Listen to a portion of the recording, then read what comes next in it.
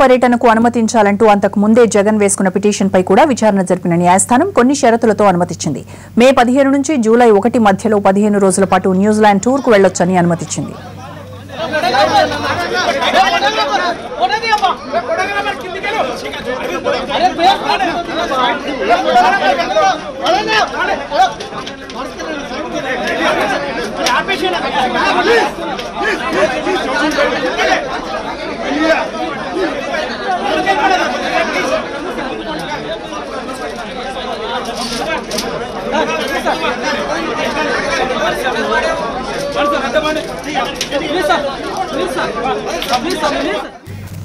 ధర్మం జగన్ పక్షానే ఉందన్నారు వైసీపీ నేత కరుణాకర్ రెడ్డి. తమ అధినేతపై ప్రత్యర్థి పార్టీలు దుష్ప్రచారం చేసిన కేసుల నుంచి జగన్ కడిగిన ముత్యంలా బయటకొస్తారని చెప్పారు.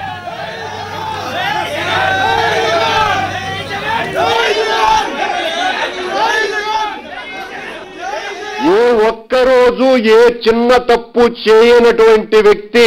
జగన్మోహన్ రెడ్డి గారని, జగన్మోహన్ రెడ్డి గారు ప్రభుత్వ పాలనలో ఒక్కరోజు కూడా తన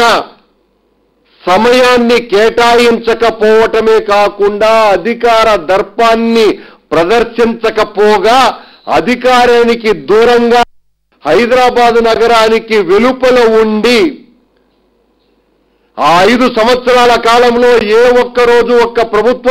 అధికారితో గాని మంత్రితో గాని మాట్లాడకపోయినా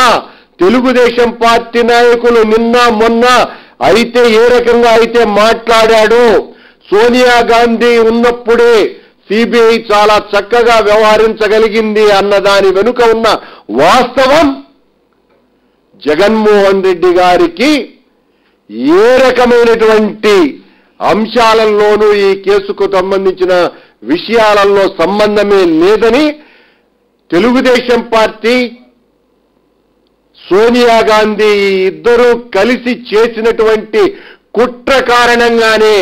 వాళ్ళు ప్రేరేపించినటువంటి కారణంగానే,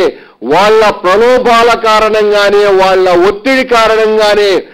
ఒక్కరోజు కూడా అధికారాన్ని చూడనటువంటి జగన్మోహన్ రెడ్డి గారి మీద తప్పుడు కేసులు బనాయించి